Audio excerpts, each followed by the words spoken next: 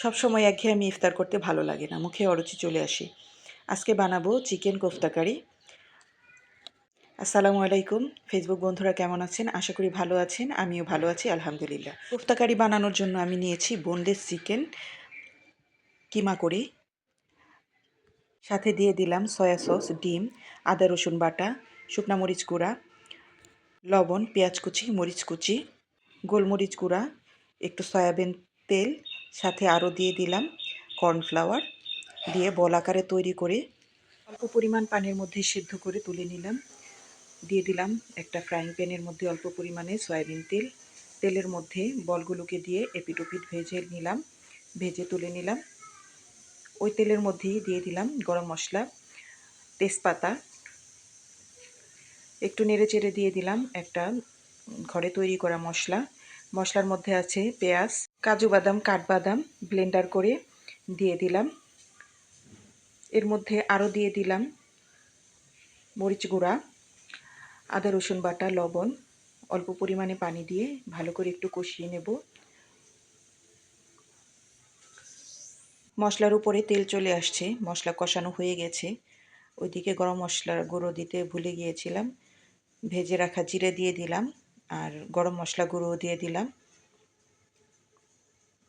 এবার একটু নেড়ে চেড়ে চিকেনের যে বলগুলো আছে ওই বলগুলোকে দিয়ে আবার একটু ভালো করে কষিয়ে নেব। এদিকে তেলের পরিমাণটা কম ছিল, তেলের পরিমাণটা আমি অফ ক্যামেরা একটু দিয়ে দিলাম অল্প পরিমাণে চিনি।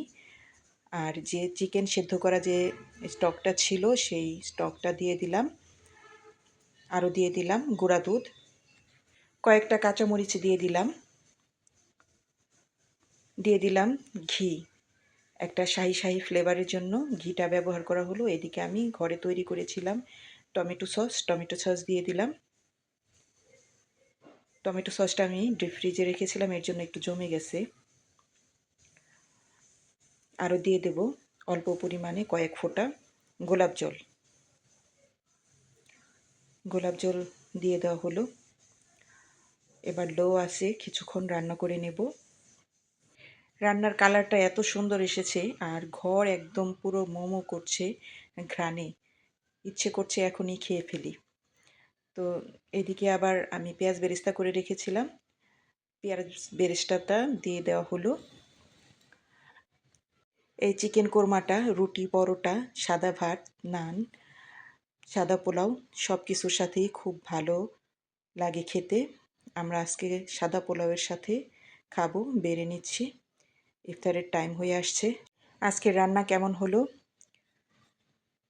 কমেন্টসের মাধ্যমে জানাতে পারেন। সবাই ভালো থাকবেন। আল্লাহ হাফেজ। রমজানুল মোবারক।